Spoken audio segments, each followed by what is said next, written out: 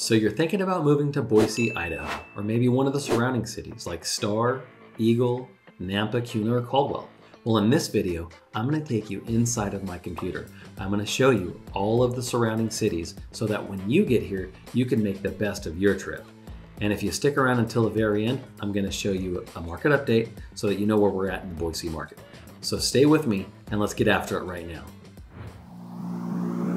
1, 2, 3, 4.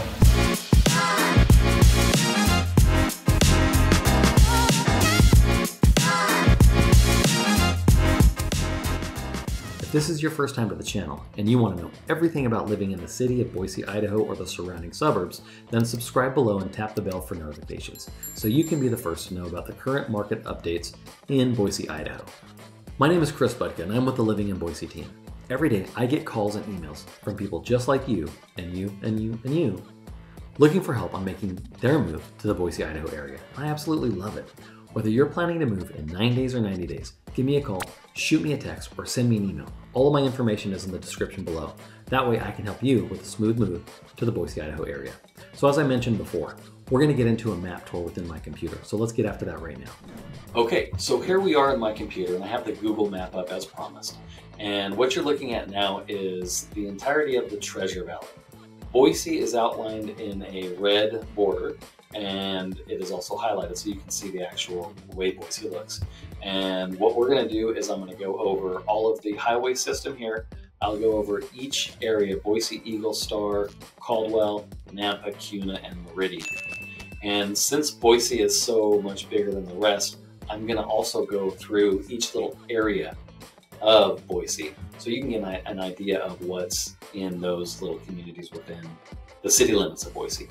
All right, so first off, I'm going to break out my marking tool here. You've got 84, and 84, as I said, it comes from way up here and it goes down way south.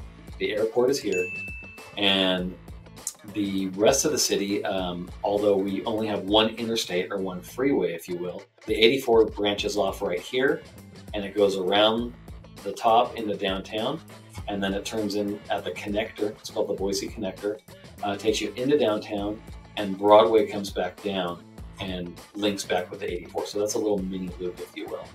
And so basically, you have a very easy flow to get in and out of downtown. Downtown is a super easy, clean, safe area, and we actually love to go down there just to hang out. You can get in and out very quickly. As far as the other thoroughfares, right here you have 55, and 55 intersects 84 down here, and it starts in Meridian and takes you all the way up to Eagle. It crosses over here on 44. So 44 is also known as State Street, and it goes all the way out to the 84 in just past Middleton, and it takes you all the way through Star, Eagle, and straight into downtown Boise. It's also known as 44, State Highway 44.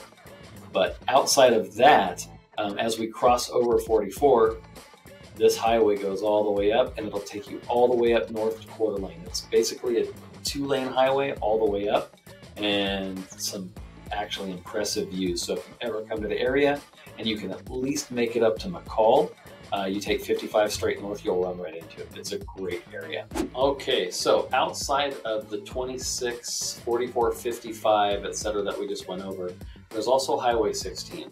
Highway 16 dead ends down here, and it doesn't actually go to 84. But it comes from Emmett, which is another community north of the Treasure Valley, and it comes all the way down, and people can basically get into downtown if they come across 26. But the easier thing is going to be that they connect 16 to 84, and that way anybody coming from Star, certain parts of Eagle maybe, and then certain parts of Meridian can all, get down over here to 16, get to 84, and then shoot to downtown Boise, and it's going to be super easy and convenient for everybody. So it's a great project that's underway, and we're looking forward to it. Get rid of all of this. Okay, so what we're going to do next is we're going to get into the certain areas of Boise. As you can see here, as I zoom in, I'm going to start in the north end, which is this area right here. So let me switch over to that map.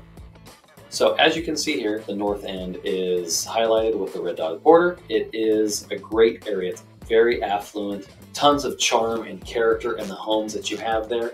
And you can't go wrong there. The one thing it doesn't really have is a lot of subdivision. It's a lot of older homes, a lot of renovations, a lot of beautiful historic areas that have fabulous homes, but it is not going to be that typical subdivision area that you're looking for if that's what you're looking for. Things to do in North End, you've got Harrison Boulevard. That is a tree-lined street that is wonderful. It is full of beautiful sights and full of people walking. The rideability and walkability of that area is second to none. You're quick to get to downtown, which is right in here. And I'll mark that up really quick. You got downtown in this area. And then you've got all of the Boise foothills right along town. So Hillside to Hollow Reserve, you've got Bogus Basin Road, which goes up to the skiing or mountain bike park, depending on the time of the season. You're next to Crane Creek, the country club, where you can golf. Tons of different trailheads to get out here hiking and biking. You've got Holes Gulch or Camel's Back Reserve. Camel's Back Park has, I think they call it 1,000 steps. It's not actually 1,000 steps. I believe it's more like 136 steps, but it's definitely a destination to get to. Other things to do in the North End, you've got Hyde Park, which is down over in this area right here. And Hyde Park, we also included that in our North End video, so I'll link that video in the description below. Make sure to check that out as well. You've got the Zoo Boise, the Idaho Botanical Gardens. You've got so many things to get to in this area, and that is our North End segment. So I'm going to move over to downtown. As we just touched on, here's the North End right up here. Let me mark that up again.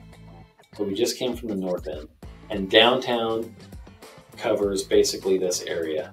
What downtown do you know that borders right next to a river?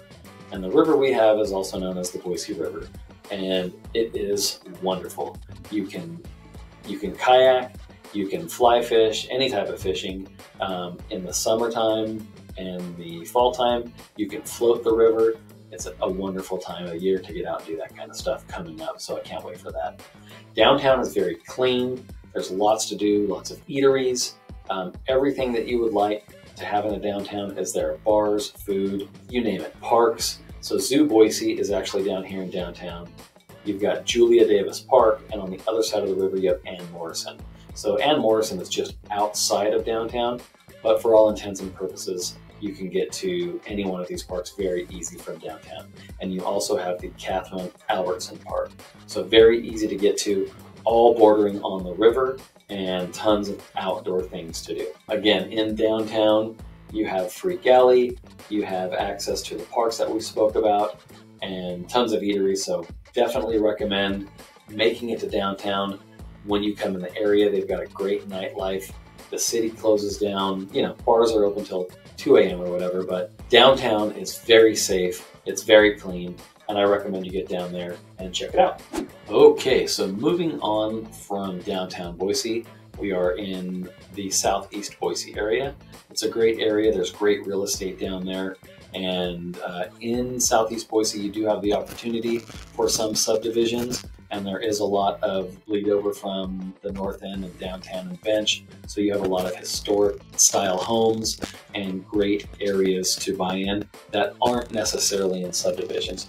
You're also local to all of the foothill systems that ride along the Boise River, getting out of a couple of the neighborhoods over here, but you have all of this down here to get lost in hiking, biking, etc. It's a great area.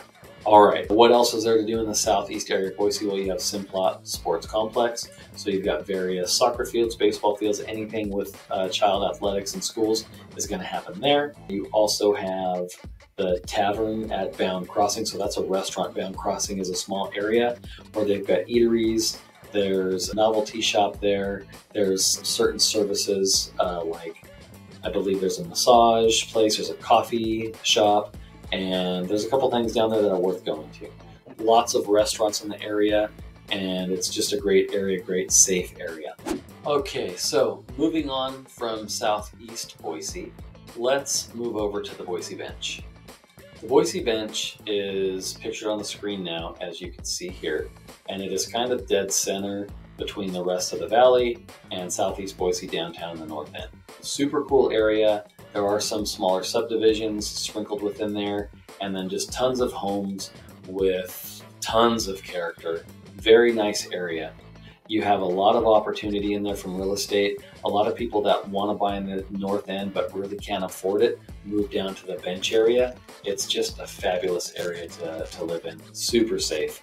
So why do they call it the Boise Bench? Well, if you see this area right here, it borders on Ann Morrison and Capitol Boulevard. This whole area is kind of up on a plateau, if you will, a shelf that overlooks this way. So you get great views of the rest of the city, and people love to be up there. There's some really nice neighborhoods that have fabulous views on the Boise Bench.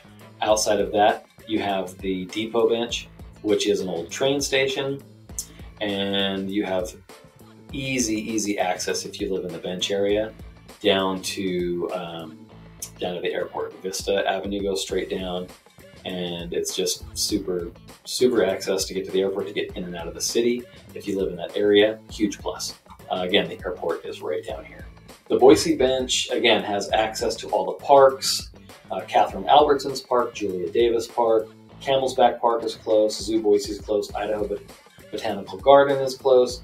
You have access to everything when you're in this area, because you're southeast Boise's here, downtown there, north end up here, west Bench here, and then Eagle and the other cities in the Treasure Valley, Meridian, etc. are all just super easy to get to. Okay, moving on from the Bench, now we're in Eagle, and let me pan out just a little bit. So we were just over in Boise, north end of Boise, southeast, the Bench, and all of that was all over here. So you've got the north end, downtown, southeast, central Bench, airport down here.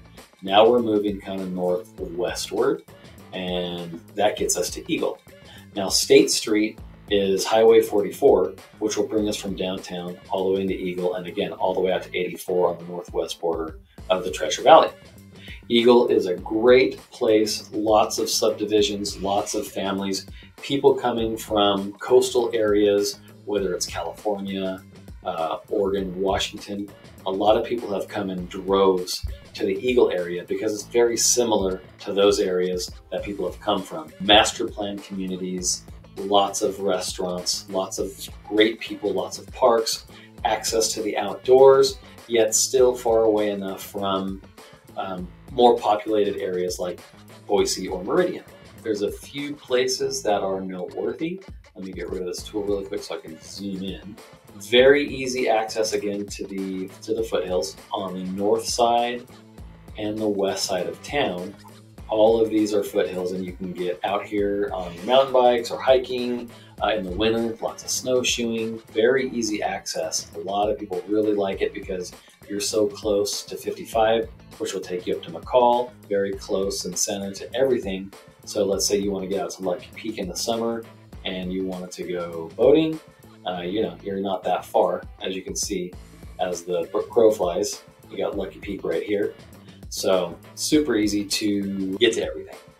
Just south of Eagle is Meridian, and we'll get into Meridian here in a minute, but Eagle is close to Star on the west border, Meridian on the south border, and then Boise to like the southwest.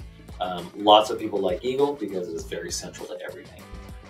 In Eagle, you have Eagle Island State Park, which is a great place. I'll post a couple pictures of that. And we have done a video on Eagle, so make sure to check out our Eagle video so you can see some of that information. Eagle Island State Park is here. They have areas to roam with your dogs. It butts up against the river, as you can see. The river flows through, it actually forks down here. And so you're in between the North Fork and the South Fork. And what can you do down there? Well, we take our dogs there. There's an off-leash area and an on-leash area, so depending on what you like, best of both worlds. There's people there with their horses. You have, in the winter right now, there's the Gateway Parks in Eagle. Gateway Parks are man-made snow lanes where you can go in two, and they have food and hot cocoa and whatnot. It's all in the winter. And you can go out there with the kids and the family, and it's just a great time for people to get into those type of activities without having to really get out and find them up Bogus Basin Road or up into McCall. It's organized, it's safe, you're in and you're out. So people really like that. All right, so moving on from Eagle, let's go over to Star. So Star is to the west, and let me get that map up. So you can see Star is highlighted here in the red dots. And Star is a rather small town. It has grown extraordinarily over the last few years, and we have also done a video on Star, so I'll make sure to link that down below as well. But as of late, they've had a ton of construction, lots of homes, businesses, and Albertsons just came to town, and you may be thinking, oh great, Albertsons. But it was a big deal for Star because they had a couple of small grocers and everybody was heading into Eagle. So it's loosened things up in Eagle, and Star now has their own store, their own grocer. Lots of areas to go into Star as far as eateries. There's a few bars, not much nightlife. It's a sleeper town, but it is a great place to go if you're looking for somewhat of a rural feel, but still close to a lot of the modern conveniences, close to Eagle, fairly close to Boise. And yeah, Star is a great place. You have access to the River Birch Golf Course, which is off of Highway 16, which is right here. Let's see here. So you have Highway 16 up here, and it's right up here, the River Birch Golf Course. You also have the Star Riverwalk Park, which is down here, which is a park where, again, you can let your dogs out. You're close to the river. You can fly fish down there. You can float down there. There's just tons of things to do.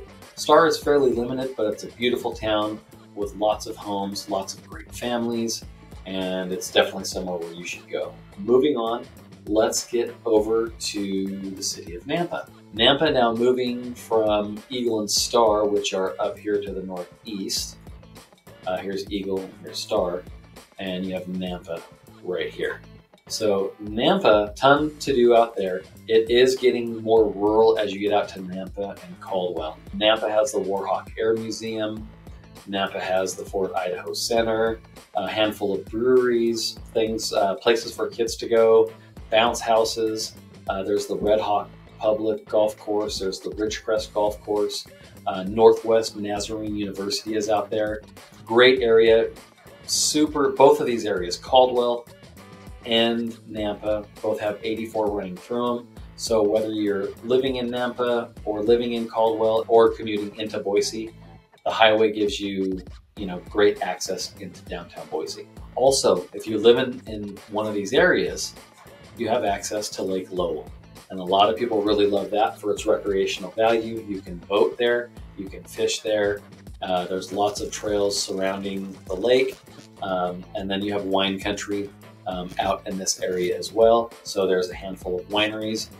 We'll do a video on those, but let me know in the comments below if you've ever been to any of those wineries. They're wonderful. Talking about wineries, you have the Sawtooth Winery, the St. Chappelle Winery, the, I believe it's called Houston Winery. And so a few places that I would recommend if you're coming out to the Nampa Caldwell area that you definitely go to. They also have the Deer Flat National Wildlife Refuge, which has rivers running through it, places to hike. I believe there's OHV capabilities there as well. So make sure to check that out if that is your stick. All right, let me get rid of this tool really quick. And I think we're gonna move on to Kuna. And Kuna is another small rural area. I would say it's smaller, a lot smaller than Star, about 24,000 as per Google in the 2020 census. But you can definitely see Kuna. It has sort of an odd configuration, but there's a ton going for Kuna right now. It's still pretty rural. There's a lot of subdivisions being built out there. You can get real estate. You can buy real estate down there for a great price, sometimes better than other areas. On the north of Kuna borders South Meridian, so you have easy access into the highway. Also, Meta, or formerly known as Facebook, is opening up a huge data center in the area. So there's going to be a lot of work, a lot of tech people coming in, and it's going to do a lot for that local economy. Okay, now moving north to Meridian. Meridian is sort of the epicenter of the Treasure Valley. And so here it is outlined, and the city of Meridian has about 118,000 people in it as of the 2020 census, but there's a ton to do in Meridian. So you have the village first and foremost, outdoor shopping, sights to see there. Just south of there you have Wahoo's, which is an indoor family fun zone. You have Roaring Springs Water Park, which during the summer is great because we do heat up here in the summer, so it's great to go and cool off there. That's Roaring Springs Water Park again. There's the cinemas at the village, and then the Meridian Speedway, Julius M. Kleiner Memorial Park. Just a lot to do in Meridian. Meridian is super central. You can get over to Boise really quick if you need to go to the Boise Town Square, which is an indoor mall, not too far off. Here's that Boise Town Square, and then here's the center of Meridian. Great locality, great location, in between 84 and 26, close to Eagle. It borders Eagle up here at the top, and if you need to get out to Nampa or Caldwell, super quick jump on the 84 out west. Super close to the Boise Airport as well. If you're in Meridian and you need to get to the airport, you're probably 15 to 25 minutes depending on what part of Meridian you're in, but you would basically head down one of the thoroughfares to 84 and over 84 to the airport right here. So very, very easy and convenient to the airport. As you can see from a bird's eye view, Boise is a wonderful place to live. It's beautiful, it's green, it's lush, there's tons of trees, lots of established areas. You have Boise State University here, go Broncos, just a ton to offer.